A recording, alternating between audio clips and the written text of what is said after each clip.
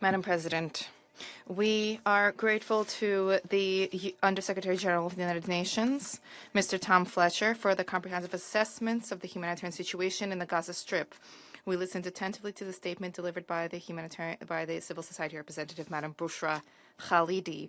What we have heard confirms the obvious. In the Gaza Strip, we are talking about a deteriorating humanitarian catastrophe.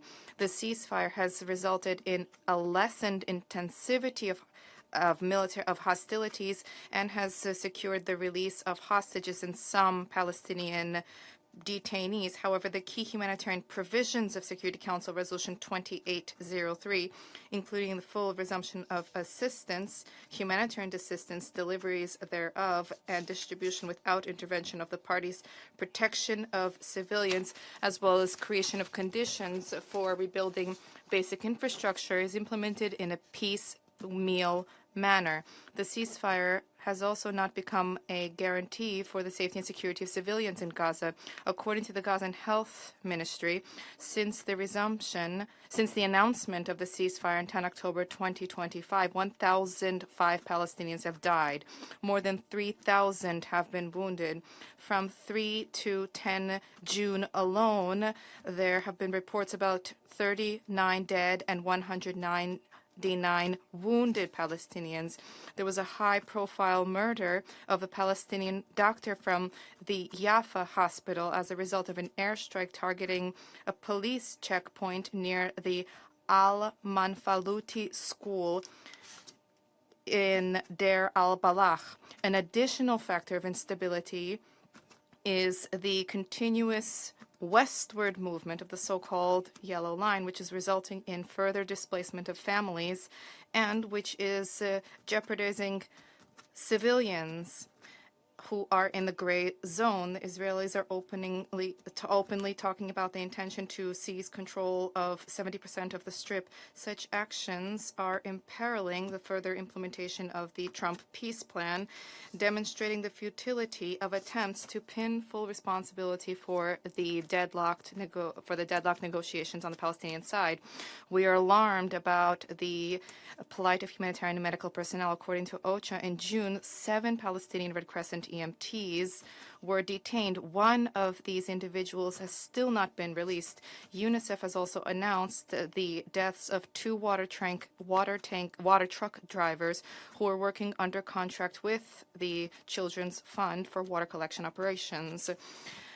And there's adequate humanitarian access is not being provided for. According to OCHA, Kerem Shalom remains the sole operational entry point for approved cargo of the United Nations and humanitarian partners. The temporary closure of this point from 7 to 8 June revealed the extreme vulnerability of the entire humanitarian deliveries system. The commercial imports do not guarantee the receipt of vital goods and cannot replace humanitarian assistance under conditions when much of the population is deprived of their means for subsistence. Even after the resumption of the work of the operations of Kerem Shalom, the humanitarian convoys are encountering delays, congestion, as well as additional inspections. A separate problem are persistent limitations on the import of critically important goods under the pretext of their being dual use in nature. Banned items include, and these are key for survival. These banned items include those necessary for basic survival: medical equipment, tents, blankets, sleeping bags, diapers, crutches, and wheelchairs. Access to water and food is a daily problem for the residents of Gaza. According to OCHA, the main drinking water source for more than 70% of the population is water truck deliveries, which depend on fuel, security of roads, and financing. The food situation is also dire. Residents of Gaza, on average, are able to eat only 2 meals a day, and approximately 20% of these people only can eat 1 meal a day. And this means that the basic needs of people continue to be unmet, and this is an ongoing issue. And at the same time, we would note that the ongoing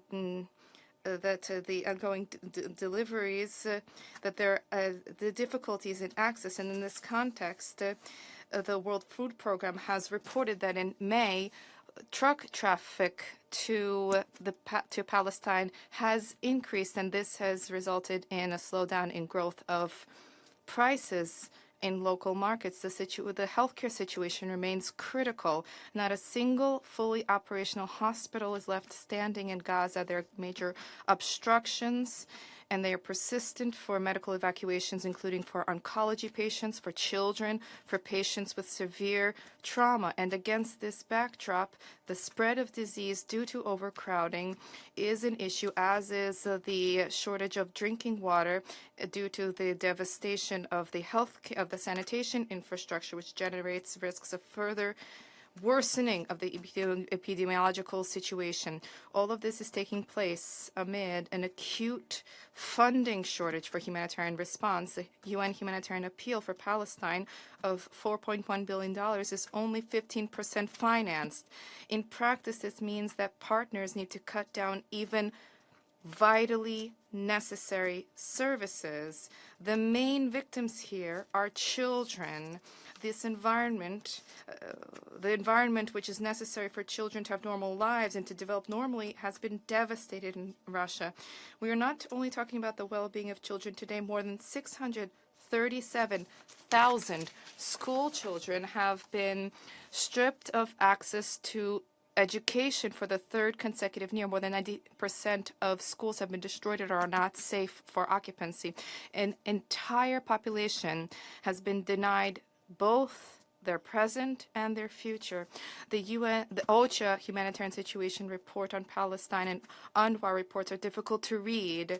It is hard to imagine how Palestinians are managing to surmount their day-to-day tragedies which they endure, and there is a need for urgent action. Otherwise, the current trajectory will give rise to irrevocable consequences. We stress that delivery of humanitarian assistance must not be made contingent on the fulfillment of political demands.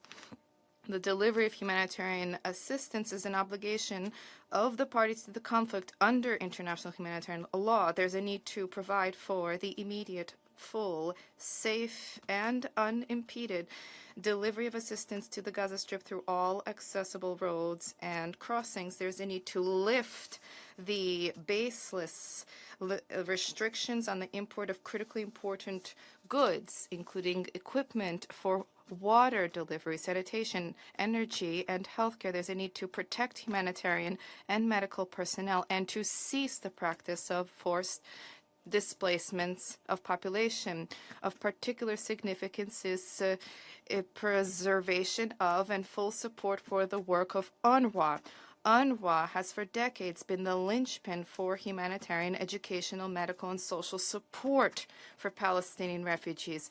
Attempts to expel the agency from Gaza or to replace it with temporary assistance delivery arrangements will merely exacerbate this chaos and will create additional threats to the entire region. We hope that member states will proactively participate in the UNRWA donor conference scheduled to take place in New York on 30 June. Lastly, the humanitarian crisis can only be surmounted if there is a focus on rebuilding. Progress in this direction has been elusive, including rubble clearance, the rebuilding of homes, schools, hospitals, water delivery facilities, sanitation, energy. This access to these facilities remains exceedingly limited, and there are persistent obstacles to the import of equipment and building material. An understanding has been arrived at between the United States and Iran on the parameters of a conclusive truce and normalization of relations, and we fully support this.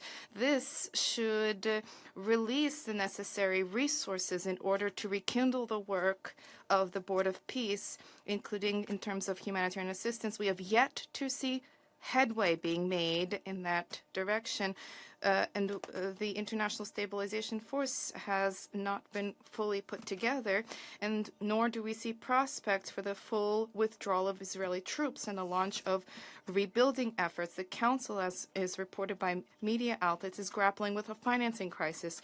Roadmap implementation the roadmap of the High Representative Nikolai Mladenov, unfortunately, has encountered a classic fork in the road. What needs to happen first, the withdrawal of occupation troops or the disarmament of Hamas? Without resolving this fundamental contradiction, progress is impossible. We would like to see a prompt handover of the Strip under Palestinian administration. Not only will this be a just solution, but will also help to effectively address pressing issues. At the same time, it is exceedingly important for the new administrative structure through the National Committee on Administration not to deepen the wedge within the Palestinian ranks and not to worsen fragmentation thereof. There is a need to support humanitarian projects of the Palestinian National Administration through the 18-month plan for early recovery of Gaza, which was developed in Ramallah. This is focused on priorities: hospitals, medicines, temporary accommodation, and basic infrastructure. And this can be done now without awaiting the start of operations of the Board of Peace. To conclude, we wish to emphasize that we trust that the two-state blueprint for resolving the Palestinian-Israeli conflict remains on the table. Alternatives cannot guarantee a lasting peace for all peoples in the region. We highly value the efforts undertaken by mediators through Egypt, Qatar, the Kingdom of Saudi Arabia, the United Arab Emirates. We advocate raising the profile of the League of Arab States on this track. Thank you for your attention.